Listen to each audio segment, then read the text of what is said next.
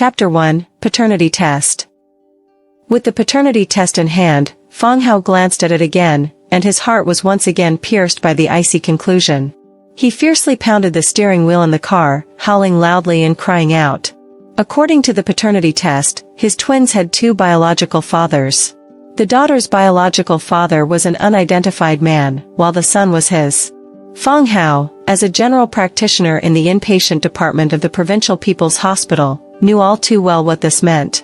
His wife had cheated on him, fitting him with a solid green hat. And the process of donning this hat was simply nauseating. He remembered the first time with his wife, Su Ro, on their wedding day, and the next month, she became pregnant. The day after the wedding, they went on a honeymoon abroad, just the two of them. If another man had successfully intervened during that time, it could only have been on their wedding day. Moreover, the time of this intrusion was not far from his own. This was an absolute disgrace. Su Ro, why would you do this to me? His wife, Su Ro, 28 years old, the deputy finance director of Jiangdong Group Limited in Jiangdong City, known as the city's #1 beauty.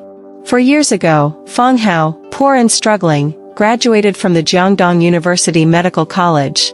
By chance, he met his senior sister, Su Ro, and sparks of love flew between them. They then tied the knot. I come from the countryside, my parents are elderly, and the family is struggling to support my education. After graduating, because of knowing the campus belle Su Ro, I married her and settled down in Jiangdong City. I thought this was a gift from heaven, but in the end, it was a complete deception. Do you love me? Why did you deceive me? Why did you spend the wedding day with another man? Why embarrass me like this? I've been deceived for 4 years, I'm really foolish. Fang Hao didn't know how long he stayed in the car. Eventually, a barrage of phone calls came in, and it was from the kindergarten teacher. He calmed his emotions, answered the phone, and learned that it was already 6:30. His 2 children were still at the kindergarten, and the teacher couldn't reach Su Ro, so she called him. Husband, there's a company reception tonight, and I have to attend. I'll be back late, so I need you to pick up the kids. Fang Hao suddenly remembered Su Ro's instructions in the morning and felt a bit melancholic. Several times before, Su Ro had mentioned company events, late returns, and even in daily life, she would say she had to work overtime or go out with colleagues. She always informed him before leaving. Now Fang Hao thought, during these times Su Ro was away, she might have been with another man. He never suspected his wife of betrayal. He diligently took care of the children at home, studied medical books, and wrote papers. Next, Fang Hao didn't know how he got to the kindergarten or brought the children home. At home, looking at the unchanged sofa over the past 4 years, Fang Hao suddenly had images of his wife and another man engaging in indecent activities on it, on the sofa, on the carpet, on the table and chairs, in the kitchen, and even on the marital bed in the bedroom, his territory, invaded wantonly. He suddenly felt nauseous and rushed into the bathroom, vomiting uncontrollably, expelling bile. Daddy, here's tissue. A tender voice came from behind him, his daughter Fang Jie. Leave me alone. At first, Fang Hao felt warmth as his daughter was considerate, but the realization that this child was the seed of another man made him nauseous again. He pushed his daughter away, unintentionally causing her to fall. She hit her head on the floor, crying in pain. Daddy doesn't like Jie anymore. Daddy doesn't care about Jie. I'm not your dad is. Fang Hao almost shouted, but seeing his daughter's innocent face, he softened. This was the daughter he had raised with care for 3 years. Su Ro betrayed him, that bastard humiliated him, but this child was innocent. Fang Hao went over, picked up his daughter, and hugged her, crying along with her. Daddy, don't cry. Jie doesn't hurt anymore. Jie is very good, Jie is very sensible. The daughter seemed a bit scared, but as she spoke, she cried even louder. Outside, his son, Fang Tian, came over with a tablet, pushed up his corrective blue glasses, and shook his head, saying, Dad, you've been drinking. I'm going to tell Mom and let her sort you out. Fang Hao turned his head, tears in his eyes as he looked at his son. This was his own flesh and blood. Dad, don't cry, Dad, don't cry. Jie fell by herself, and Jie doesn't hurt. The daughter wiped the tears off Fang Hao's face. Dad, I'm hungry. When are we going to eat? Fang Tian said, carefree as usual. Fang Hao gently touched his daughter's face and the back of her head. There were no signs of injury. Did it hurt when you fell? Dad, Jie Xia is hungry too. Jie Xia fell because she was hungry and didn't stand firmly. Jie Xia doesn't hurt. The children are innocent. Why am I upset with her? After calming down, Fang Hao washed his face and began preparing dinner for the two children. He sat there, watching the two little ones eat eagerly. In the past, he would have found it very gratifying, very happy. He would have taken out his digital camera, recorded it, and occasionally watched it, creating sweet memories. But now, the more he looked, the more bitter it became. The daughter was someone else's child, nurtured by him for 3 years, changing diapers and taking care of her for 3 years. After the children finished eating, Fang Hao, as usual, helped them wash up, change clothes, and blow-dry their hair, then let them play in their room. After finishing these tasks, Fang Hao suddenly felt drained of energy, a profound emptiness and discomfort. He called his wife, but her phone was turned off. Damn it, is she spending time with that jerk again? Worthless woman. He threw the phone onto the sofa, and it bounced onto the carpet, skidded to the clean floor, and rolled into a corner. Suddenly, Fang Hao noticed the cigarettes and alcohol in the corner. Mocking me? Are you also mocking my foolishness like a donkey? Yes, I am still the cuckold. He picked them up and poured himself a drink. Divorce? A terrifying thought crossed his mind. His wife was unfaithful, the marriage was a sham, the green hat was real, and the daughter had already been confirmed not to be his own. Did this family still have any meaning? The next step would be divorce. But soon, a suffocating fact surfaced, making it hard for him to breathe. The house was bought with his mother-in-law's money, registered in Su Ro's name. The car in the garage was given by his father-in-law when he wanted to buy a new one, so he used the old one for commuting. The savings in the family, totaling hundreds of thousands, were mainly contributed by his wife, and the cards and passbooks were all with her. His job at the hospital was also arranged by his father-in-law's connections. If he divorced, all of this might not be his anymore. Even his only blood-related son was closer to his wife. What do I have left? Fang Hao felt a bit breathless, almost petrified in place. Am I just a useless person? Am I worthless? No, I still have my medical skills. Without a house, a car, a wife, or a job, I can go back to my hometown with my son. I can survive with my medical skills. No, I refuse to go back like this. My parents sacrificed so much for me. If they knew I failed like this, they would be devastated. People in the village see me as someone successful, going to college, marrying a beautiful city girl, having twins, owning a house and car in the city, and working in a big hospital. I am a role model for the young people in the village. If I return with my son in a sorry state, I'll become the laughingstock. Even without Su Ro, even without this hospital job, I could have stayed in Jiangdong City 4 years ago. Even if the development was a bit slower, I would still have a wife and children. So, I am still me.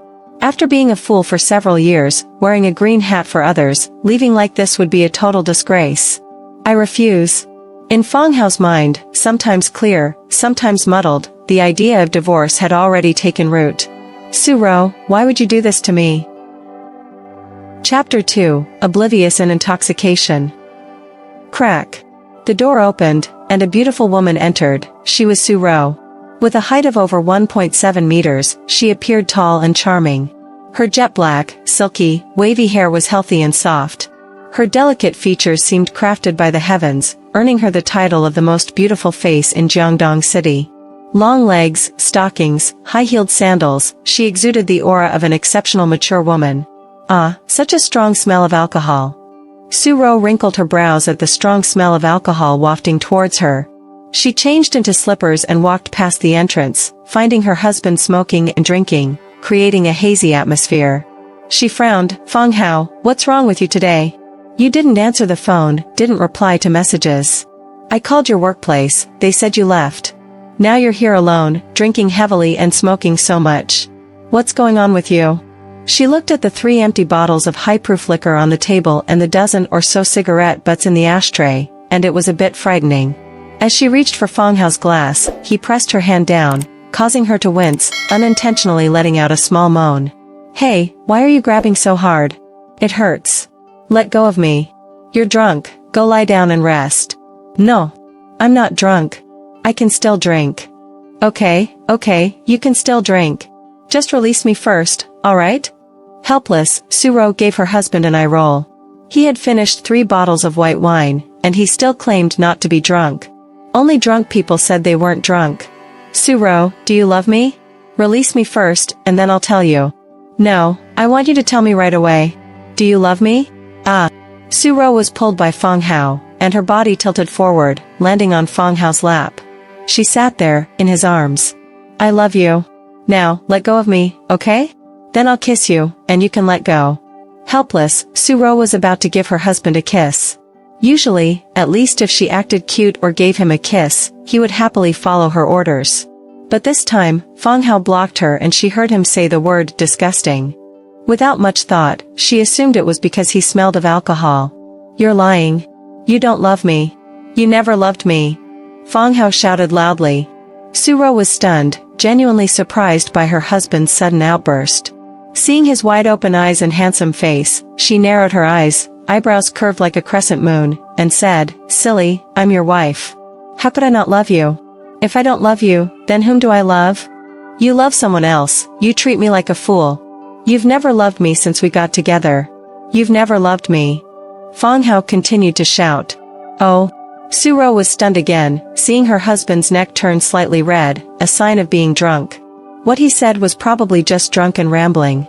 With her other hand cradling Fang Hao's handsome face, she treated it like a piece of art.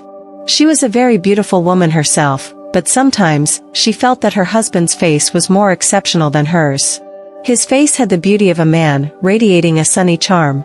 Tenderly, she said, Silly, I'm your wife. How could I love someone else? I love you. I married you and gave birth to your child. If I don't love you, could we have been together?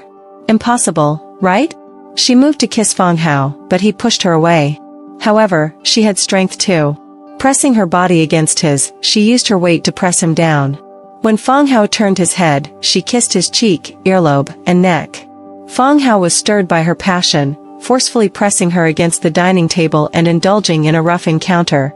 You're a vixen, just a vixen. When Fang Hao opened his eyes again, he found himself lying on the bed. A strong, parched sensation in his mouth accompanied a splitting headache, making him feel as if a tidal wave had overwhelmed him. Damn it, the alcohol was too much, he wasn't used to it at all. Fang Hao knew these were symptoms of a hangover. It took him quite a while to feel somewhat normal. He went to the living room and saw his wife, Su-ro, squatting and wiping the floor. Her enchanting figure captured his attention, leaving him even more parched. Humming a little tune, Su-ro was in a great mood. Sensing a peculiar gaze behind her, she turned and saw Fang Hao standing there, completely naked, saluting her. Blushing, she stood up and said, Husband, you're awake. You drank a lot last night, you must be feeling uncomfortable now. I just made a hangover soup for you, drink it quickly. She went over to the prepared tea on the coffee table, handed it to Fang Hao, and when he didn't take it, she reached it to his lips, feeding him. Lowering her head, she noticed little Fang Hao still saluting. She smiled sweetly, Husband, didn't I give it to you last night? Go take a cold shower to cool down. She pushed Fang Hao into the bathroom and started running the water. As the cold water splashed over him, Fang Hao shivered, feeling a bit more awake. You can go out, I'll wash up myself. Fang Hao asked his wife to leave. Standing under the tap, his brain was clear, but he felt even more despondent. Because last night, he had been intimate with the woman who had put a hat on him once again. This was a woman he found disgusting. But he had still done it. What kind of mess was this? This entanglement made the prospect of divorce seem even more uncertain. Just now, she was mopping the floor, washing clothes, and making hangover soup. It was completely different from her usual self. What was happening to her? Was it guilt? Humph, thinking that doing these things now could redeem herself from deceiving me?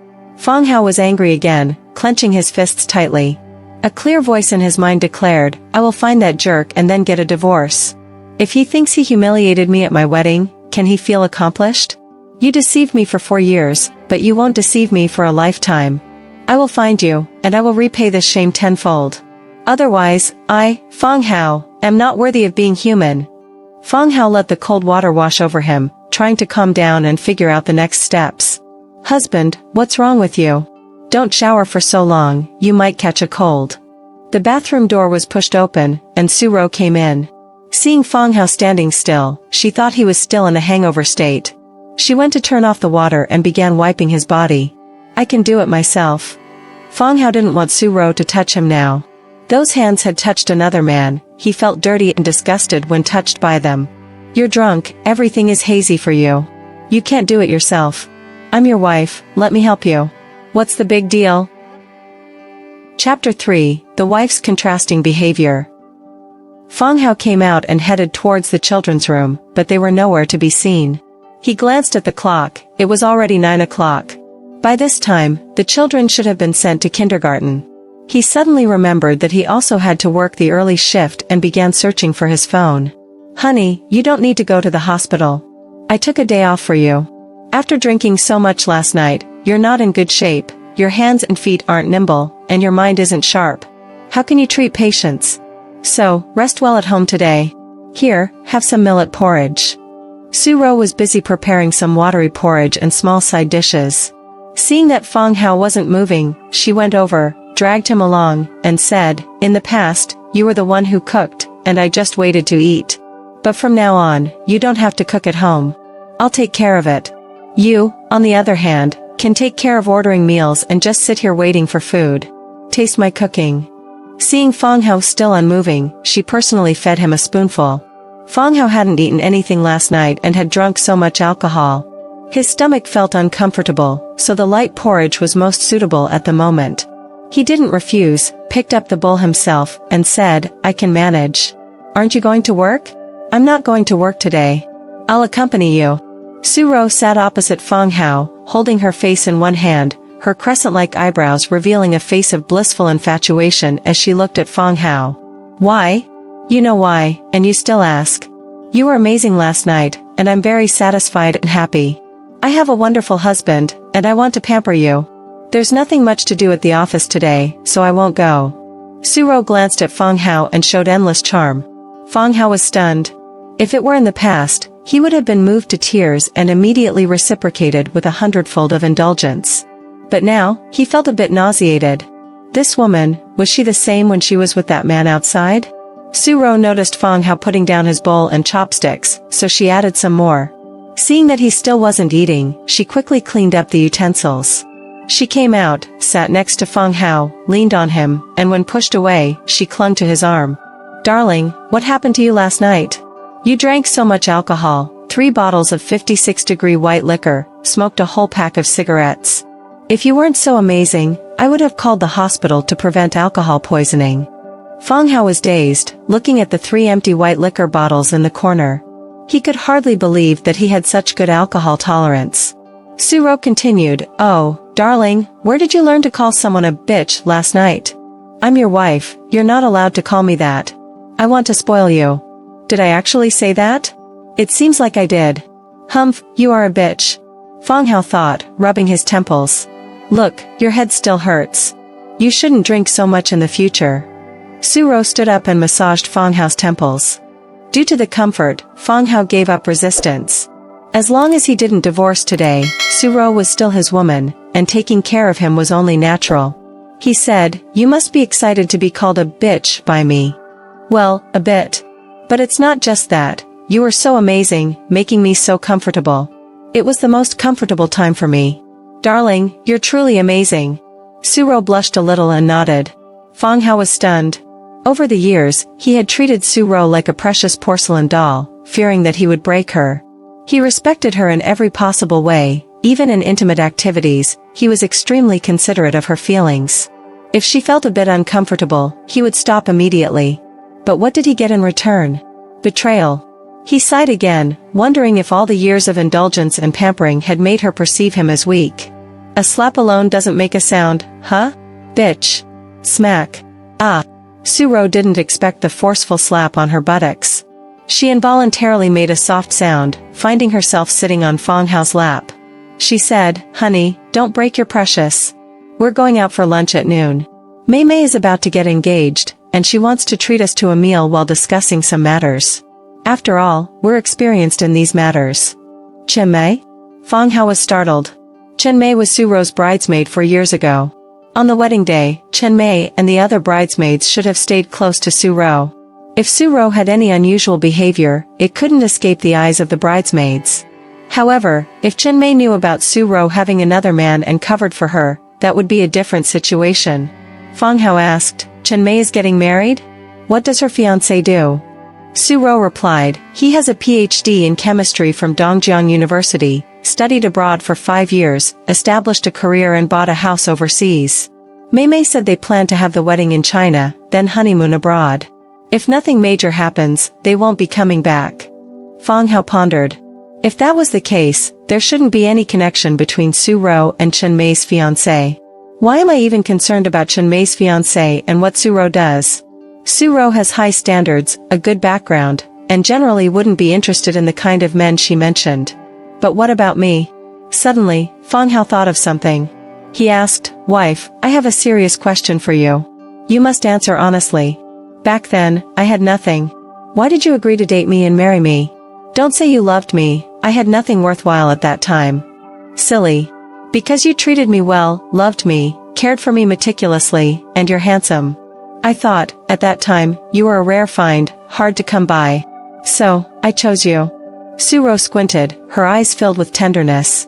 It seems the man she was with before treated her poorly, making her feel unloved. It's also possible that he wasn't as young and handsome as me. So, when this silly guy appeared, she immediately hooked him. Maybe that other man had a special identity and couldn't marry her. To continue their relationship without issues, they found a silly guy as a replacement, and they continued their affair in secret. Because I'm foolish, I wouldn't notice. Or perhaps, that man was extremely ugly, and she was deceived in her early romantic years. Only when she met me did she realize the other man's qualities. But why, on our wedding day, did she still have an affair with that man? It seems she wanted to marry him, not me. Fang Hao felt increasingly disgusted as he thought about it. He pushed Su Rou away and rushed to the bathroom. No, I can't let my mind wander like this. Otherwise, I'll go crazy. This woman doesn't love me, she's a fraud. I have to find that bastard as soon as possible and divorce her. End this torment. Fang Hao washed his face, trying to calm himself down. Suddenly, his phone rang. It was his mentor calling to inquire why he took a leave. His mentor, a chief physician, requested the leave from the department head. Fang Hao had seen Su Rou's leave request, mentioning something about food poisoning and stomach issues. He casually mentioned eating at a street stall. Mentor, what's up? I heard that the health bureau is recruiting some administrative positions in the hospital. Considering your qualifications, I suggest you give it a try. I'll go to the hospital now. We can discuss it in person. Fang Hao hung up, put on his clothes, and reached for his car keys. However, when he touched them, he hesitated. Instead, he picked up the long-neglected electric bike keys. He had bought the electric bike with his own money. As he closed the door, he glanced at Su Rou tidying up his slippers. He couldn't help but wonder, in his absence, would she invite that man over? Chapter 4, Wedding Night. The door closed in front, isolating Fang Hao from the world inside the room. Fang Hao felt melancholic. I'm not at home, will she call that man to our house? On the wedding night 4 years ago, after the ceremony, that man also came. Who is the real groom? On the wedding night? Fang Hao tried hard to recall the happiest night of his life 4 years ago when he and his charming wife became one.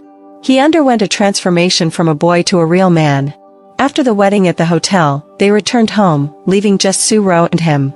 How did that bastard get in? This was their new home. Did Su Rou let him in? It must be Su Rou who let him in. Did she make him wear a groom's suit while she wore a bride's dress, making them the real couple, and then in the new room? What was I doing at that time? Damn it, what was I doing?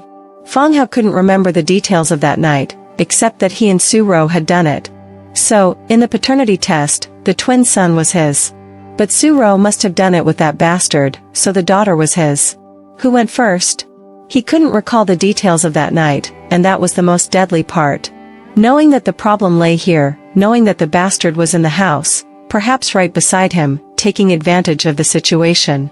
What the hell was I doing back then? Bitch, why did you humiliate me like this? This bitch, I must divorce you. Fang Hao was extremely angry.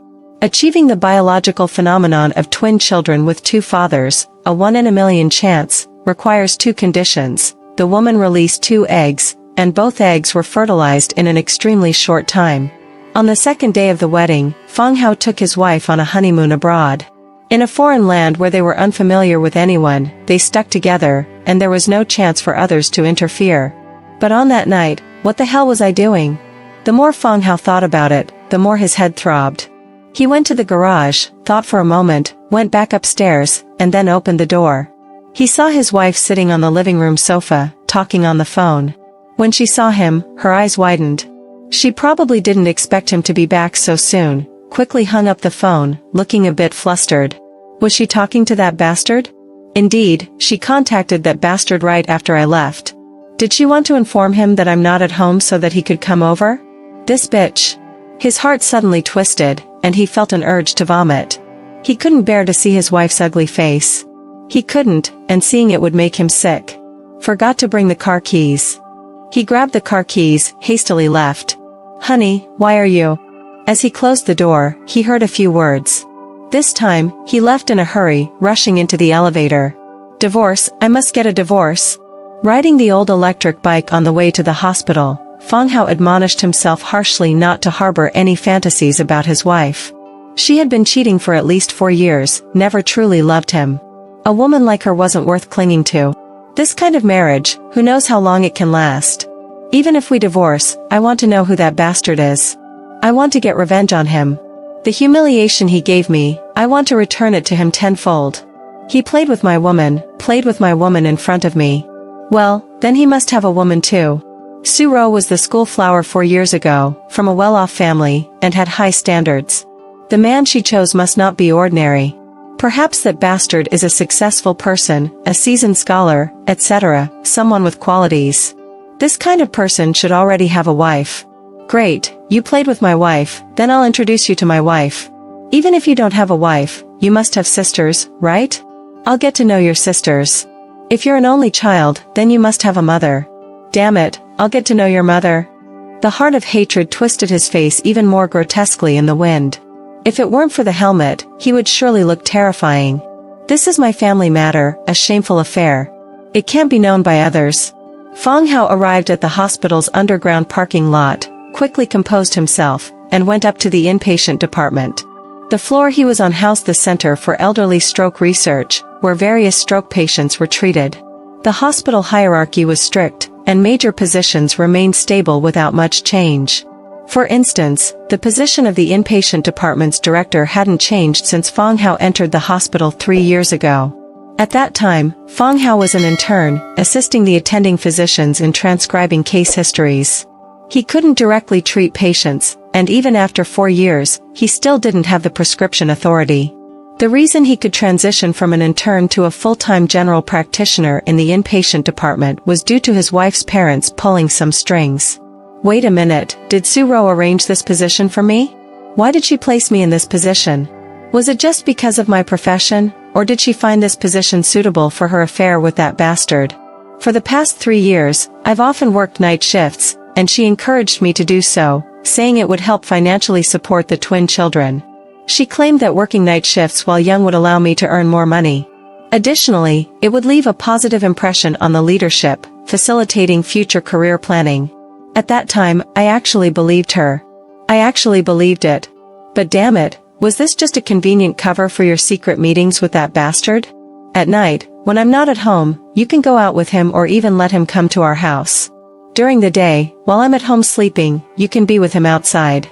Damn it, I'm just a cover for you and that bastard. I sleep on the bed you two slept on, under the covers you two shared, using the toiletries you used.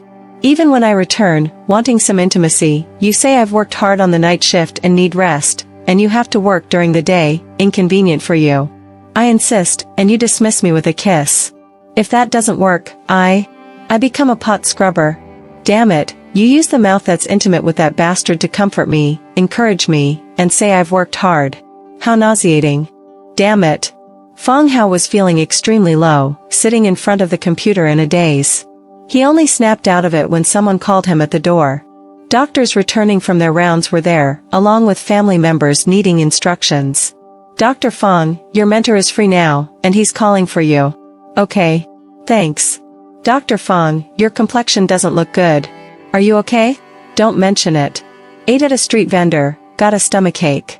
Fang Hao knew the reason he took leave was stated as such, so he casually said it. He quickly left and went to another office. Fang Hao, you're here. Fill out this form.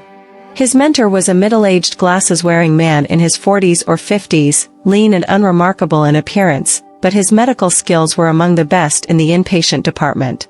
Of course, he was also known for his temper. Fang Hao glanced at the form and froze. The recruiting unit was the same as Su Ro's aunt's unit. He was planning to get a divorce from Su Ro. Wouldn't going there be seeking trouble? Chapter 5, Calm Before Revenge. Unable to go to Su Ro's relative's workplace, Fang Hao no longer wanted any contact with Su Ro and her family. Love for the house and its crow, hatred for a person or thing, were essentially the same. He said, "Master, I'm not suited for officialdom. I won't join in the fun." His mentor didn't look up, still examining a set of case data while occasionally glancing at the computer. He said, "This is a political task, just to make up the numbers. In reality, they've already named others, and they won't pick you. They're just one person short. Fill out the form and give it to Director Long." Thinking of something, his mentor turned to look at Fang Hao and said, "Your speech smells of alcohol. You've been drinking a lot, haven't you? Do you know what medicine to prescribe for yourself?" "I'm fine. Since it's just to make up the numbers, I'll fill it out." After finishing the form, Fang Hao noticed that there was another prescription next to it. "Take this to get some medicine. Hurry up and take it. Young people should take care of their stomachs. Otherwise, by the time you reach my age, you'll regret it." "Thanks, Master." Fang Hao felt somewhat moved. Even though his mentor didn't teach him much, didn't boast with him, and didn't take him out for meals, he still cared for Fang Hao when he had a cold. Checking on the patient in bed 15, whose family hadn't come, Fang Hao noticed the medicine from yesterday was untouched, thrown away by the patient himself. His mentor didn't make a fuss. After Fang Hao finished filling out the form, his mentor quickly reviewed it, found no mistakes, and let Fang Hao leave. Fang Hao went to submit the form and only then realized that Director Long had a lot of identical forms. They had gathered all the young people under 30 from the entire hospital. As soon as he came out, he received a message from Su Ro, "Husband, I'm going to the company to handle some matters now. When you finish work at noon, come directly for lunch. This morning you said there was nothing at the company, and you could rest. Just as I left, you called someone and are now telling me.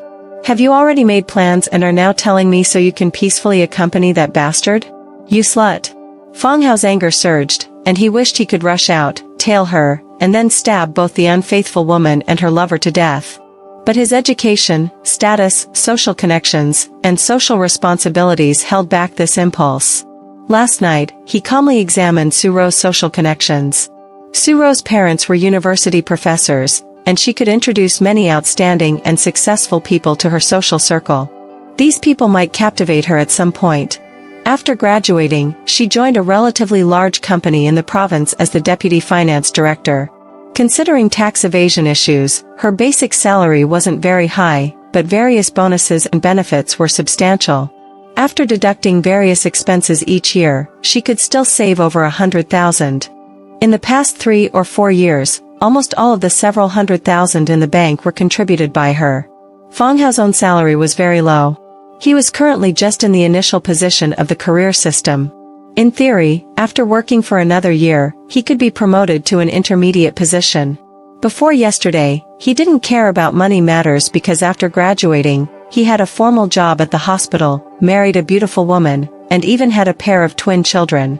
Living in the city, he didn't need to rent a house, didn't need to pay off a mortgage. In just 3 or 4 years, he had everything ordinary people pursued, and he was currently enjoying it. He felt that if he lived like this for the rest of his life, it would be so blissful. However, a paternity test revealed that one of the twin children wasn't his. His wife had betrayed him from the beginning. There was nothing more tormenting for a man than being deceived and wearing a green hat by a woman. "I must find that bastard, and I must seek revenge." This job was also bestowed by Su Ro's family. It was also humiliating. "I have to resign. Damn it, after resigning, I have no job, no house, no savings. Once divorced, will Su Ro agree to let me have the son? Even if I file a lawsuit, can I win against her? What can I use to fight against her? Calm down, calm down. I need to calm down. This marriage cannot be easily ended. Otherwise, I will have nothing, and how can I seek revenge on that bastard? To display courage and take a knife to kill that bastard, well, I am confident. In these 4 years, I have handled surgical knives at the hospital, excelling in experiments such as tail cutting on mice. I've even performed a minor surgery on an appendicitis patient. I am a doctor, very aware of the distribution of blood vessels and organs in the human body. If I were to kill someone, I have 100 ways. But the most satisfying would be to first cut off that bastard's filthy thing and then slowly kill him. The easiest would be to sever his throat blood vessels with one slash, so he can't say a word before dying, experiencing the suffocation of drowning, and then die in agony and distortion. But I really don't have the conditions for that. Then, on the street, or at his workplace, rush to his house and perish together with him. This is the last resort. As soon as Fang Hao had the idea of killing someone, he thought of 1,000 ways, all of which frightened him. Indeed, doctors should not entertain even the slightest thought of murder. Otherwise, they would truly be swayed by it. I'm taking revenge on the one who gave me a green hat, I'll only kill him. Fang Hao comforted himself, suppressing the idea of murder for now. Killing for a momentary satisfaction is tempting, but it won't escape the legal sanctions. Considering the child's family, impulsive murder is a last resort. Revenge can also be achieved in another way, making the other person lose everything. But this requires significant power and financial resources. My job at this hospital has no future. If there's a better opportunity, I'll change jobs. But before that, I have to endure and stay calm. I have to disguise myself, make people unaware of what happened to me, and make Suro unable to sense that I've discovered her affair. Ding ding. Suro sent another message. Husband, after I finish my work, I'll come to pick you up from the hospital. Looking at this text message and the one before, Fang Hao felt a bit bewildered and a bit terrified. In these past years, Suro has never called him husband, but since this morning at home, she has been using this term. Now, in the text messages, she even adds the affectionate nickname. Does she acknowledge me now? Is she willing to call me husband? Unfortunately, you are a despicable person. You betrayed me. You love that bastard. On our wedding night, you let that bastard into our new home and shared the bridal chamber with him. Your husband is him. I am just a fool, a plaything in your clever tricks. You don't need to come. I'll come directly after finishing my hospital work. Fang Hao replied to the message, turned off his phone, and went to the pharmacy to get some stomach-protecting and liver-boosting medicine.